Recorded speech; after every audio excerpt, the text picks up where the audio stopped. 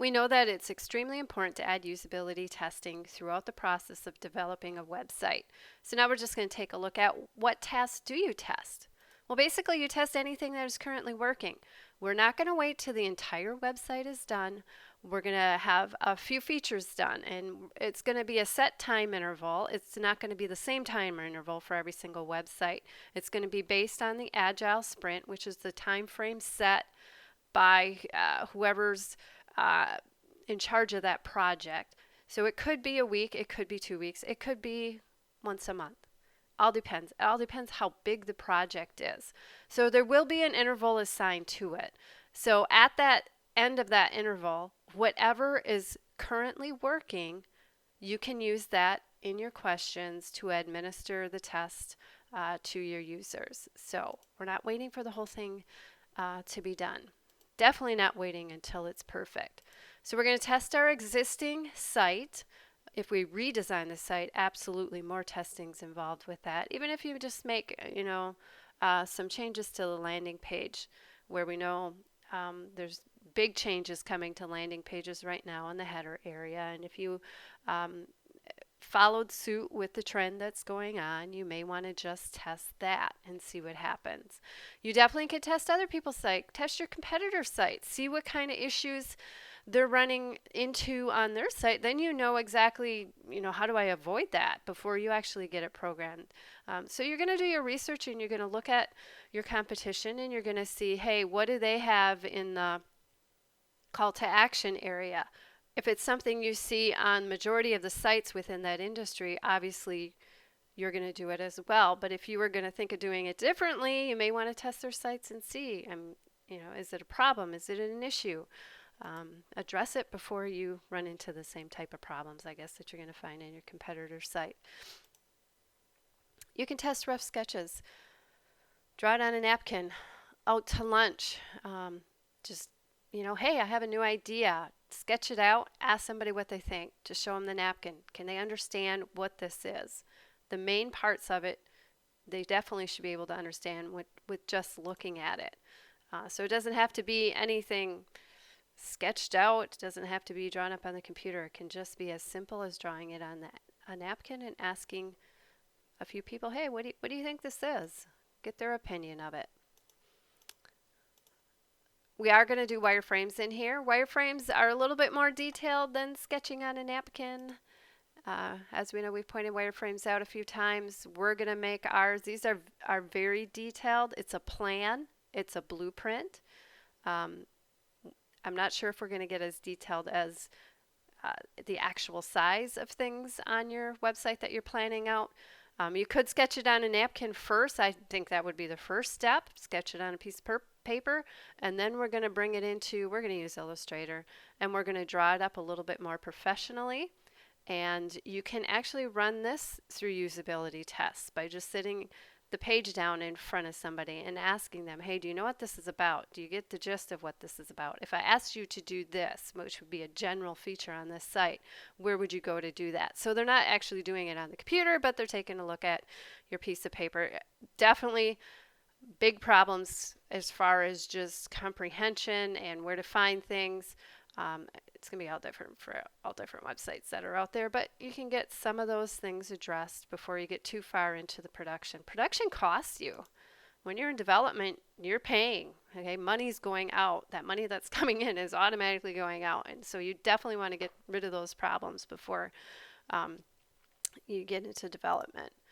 Okay, so those are pretty short tests. We are going to move on to prototypes. We are going to create some wireframes, just because some people go to wireframes and then they go right to development from there. Prototypes are a little bit more detailed. Prototypes, you are going to put actual pictures in, actual text in, their logo, that type of thing. So they're more like a model, more like a filled-in model, where this one's more like a blueprint. So we're going to be using Adobe XD to go through prototypes as well. It's up to you. Every shop is different. You may just go from those paper sketches as you're talking with your team as to what to do directly to prototypes, or you may go to wireframes and then prototypes. I've seen shops do everything a little bit differently, so it's whatever their requirements are. So we're going to go through the whole process. Okay, who are you going to test? Who are you going to ask you to do these usability testing? Please do not ask anybody from the development team. Don't ask anybody that's on the team for this project. They're the wrong people. They understand everything that's going on. Highly recommend you don't ask anybody from the company you're working at. They're going to understand the process of everything that you're going through. New employees, maybe, they may work.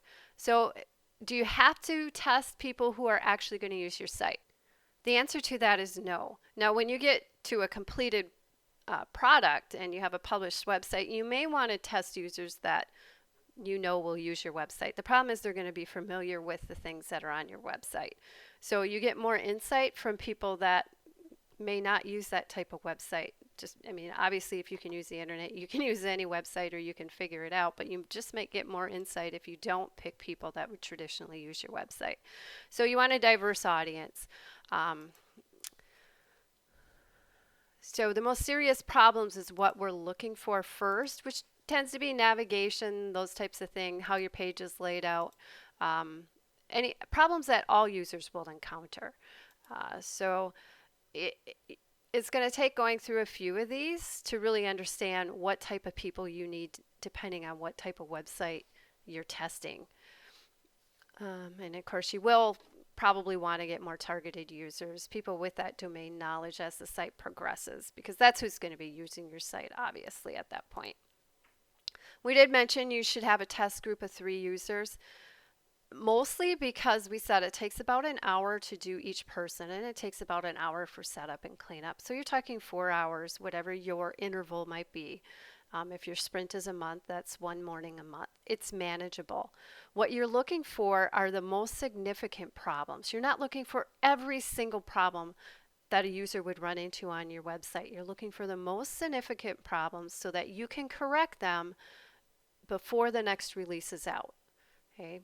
And it's easier to find those with just 3 users. The more users you have, you may not turn up any better information than you get from the 3 users. And I've read this in several different areas as well, and it's still the recommendation to stay with 3. And that means you can do more rounds, because remember, this is going to cost you. The more people you have coming in, the more it's going to cost you.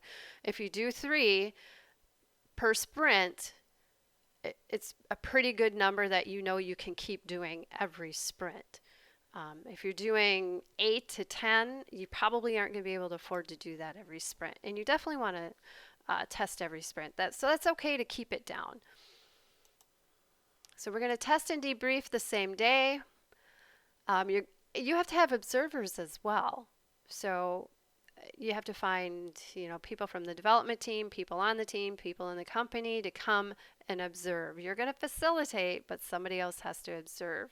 So you're taking them off the job as well. So it's not like you could do this every other day, or it's just going to be too much. So where do you find your users? I don't know. All over the place. It all depends what you're looking for. Sometimes you might be looking for a particular age group. Sometimes you might be looking for people who have a particular interest. It's not that they have to have domain knowledge. It depends. You can find them at lunch. You can find them in the library. You are going to have to pay them something. They have to have something for their time to come in. If you schedule them, if you're scheduling 3 people for next Thursday, you want to make sure you have those 3 people. If you only have 2, your results aren't going to be as good. And now you have facilitators that agreed to come in and gave up their work hours for that, and you don't have enough people. So you definitely need to make sure they're trustworthy. You have to make sure that they're compensated so that they will show up. So be creative. There's a ton of different places you could find people that would actually be willing to complete this. They say not to reuse test subjects on a later round, obviously on the same website. As you see, as we go through the process, they're going to learn about your website. They're going to be there for an hour answering questions. They won't be looking at your website for the entire hour, but they're going to get an idea as to what type of website it is. So it's not really going to be beneficial to you to use that same person later on.